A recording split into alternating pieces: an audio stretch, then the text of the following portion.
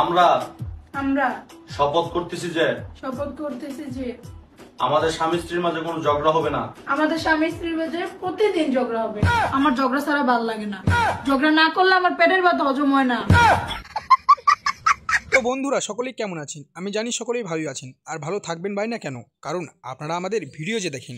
আজকে আবারও নিয়ে চলে আসলাম অস্থির বাংলার কিছু এমন ভিডিও ফুটেজ যেগুলি দেখার পর আপনারা হাসি থামাতে পারবেন না। তো লেটস গো।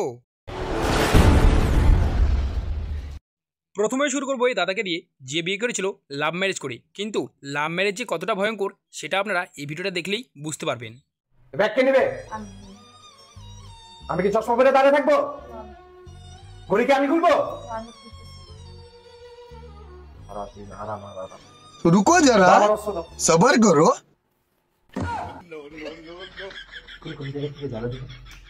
एकदम इन्होंने वक्त बदल दिया, जज्बात बदल दिए, जिंदगी যাও পরেরটা পরে না, আগে তোমার যেটা করতে বলছি না করো, তারপরে। আর বাইক নিয়ে যেখানে সেখানে রিলস বানাতে যাবেন না, তা না হলে আপনাদের অবস্থা কিন্তু এই দাদার মতো হতে পারে।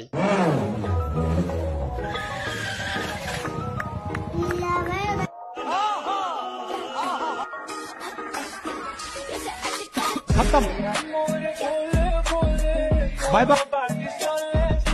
हाँ भाई, कैसी लगी? এবার একবার এই নাচটা দেখুন।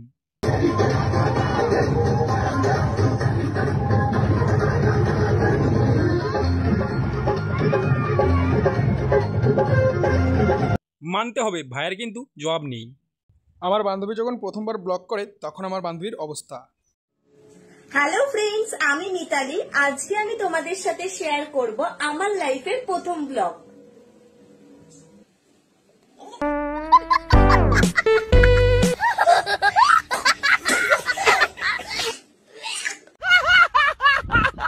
এবার আপনাদের দেখাবো যে চোরের সঙ্গে যখন চোরের দেখা হয় তখন যাওয়া হয়।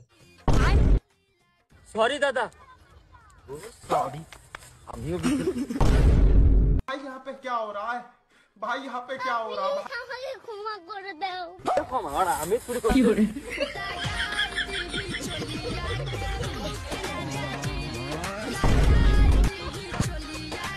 মেয়েদের ড্রেস বিক্রি করার টেকনিক এর থেকে ভালো দেখানো সম্ভব নয়।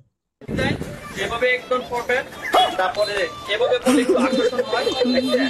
আমরা এই যে হাতে একটা তালি দেন না।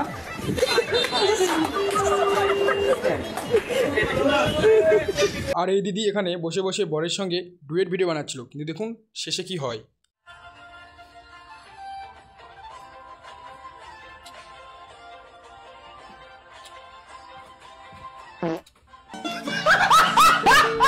আর এই ভিডিওটা বিবাহিত ছেলেদের জন্য। বইয়ের সঙ্গে ঝগড়া করার আগে একটু ভেবেচিন্তে ঝগড়া করবেন, তা না হলে আপনাদের সঙ্গেও এমন ঘটনা ঘটতে পারে।